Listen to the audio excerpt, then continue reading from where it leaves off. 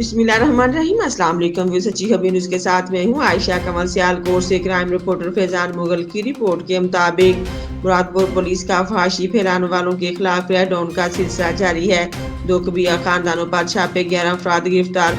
District police officer Sialkot Muhammad Hassan Iqbal की हदायत पर SHO मुरादपुर इंस्पेक्टर मियां अब्दुल रज़ाक ने टीम के हमरा गोहतपुर और मुरादपुर में दो कबीला खानदानों पर छापे मारकर काबिल-ए-इतराज़ हालत में 6 मर्द और 5 खवातीन को गिरफ्तार करके इनके खिलाफ मुकदमा दर्ज कर लिए हैं।